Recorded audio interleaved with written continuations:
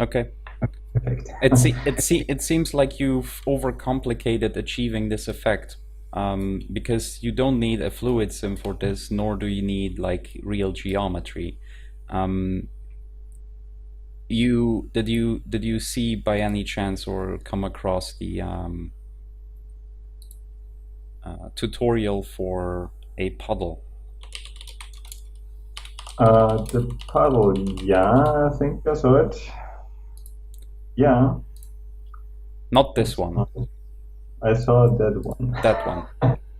No, I haven't seen that one. This one shows you how to get the water in between the stones. And this would Uh, be exactly what you need because this is just blood now, if I yeah, color this. this is what I wanted to. Yes. This Okay. is all texture work. So all you needed to do is have two textures. Um, One would be to define the stone grooves in black and use it as a stencil map for the red glossy reflection you would use. And then you have the water pooling, let's say. It's not real geometry then.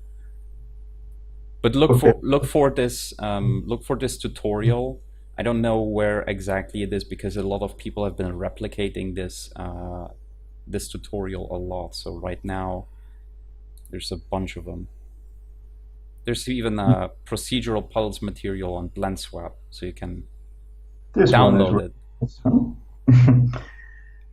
Okay. How I maybe would have approached this as well to make it even easier so I don't need to make textures is probably this. And I do this quite a lot. There it is, wall factory. Okay, so you can see where I'm going with this.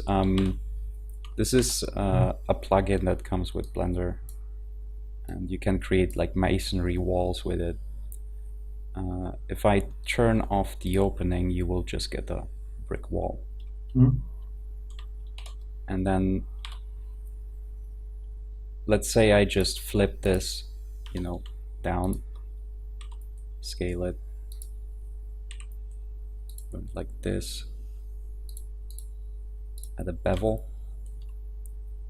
You almost have, stone, and then you don't have anything filled in between. So what I would do is just create a plane, put it like that, so you have this stuff, and then create another plane and just make it a red material.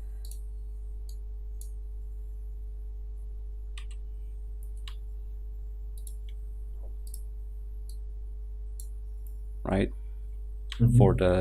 For the blood. And then if you just subdivide it a bunch of times with either with subdivision surface or with multi-res, you can then sculpt over it and kind of make the blood pool in places and hide the rest of the vertices that you don't want to see, and make it more smoothly lay in.